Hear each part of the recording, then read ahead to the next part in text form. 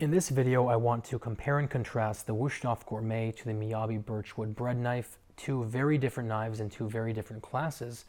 The Miyabi is handmade and forged, the Wusthof is stamped and machine-made, and the fit and finish of the Miyabi is second to none. Every single corner has been rounded out, so there are no sharp edges. The handle is perfectly flush on both sides. The logo has been crisply carved into the back, and you even have a gorgeous mosaic pin, which is about 15 to 20 little tiny pieces of stainless steel, brass, and copper that have been pressed into the handle individually. So it really shows you how much heart and soul goes into making these knives.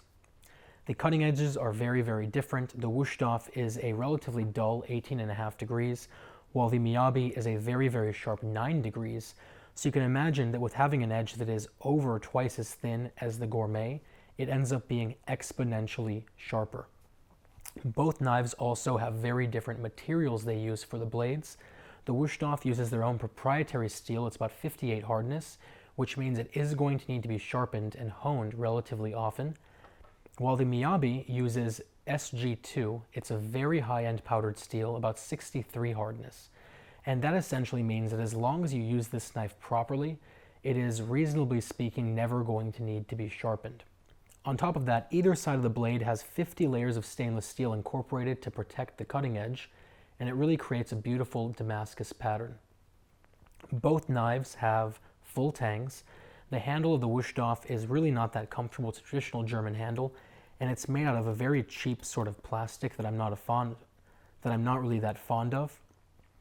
And it's made out of a really cheap sort of plastic that I'm not really that fond of. On the other hand, the Miyabi has a handle made of birchwood, which was originally used in Faberge eggs, and you can't tell when you look at it, but it looks almost like a piece of marble that happens to be made out of wood. It's truly beautiful. The handle is also D-shaped, so it fills in your palm very nicely, and it's just a joy to use. It really comes down to personal preference. I'll put a link to both below. If you have any questions, any comments, or any concerns, as always, let me know, and otherwise I will talk to you very, very soon.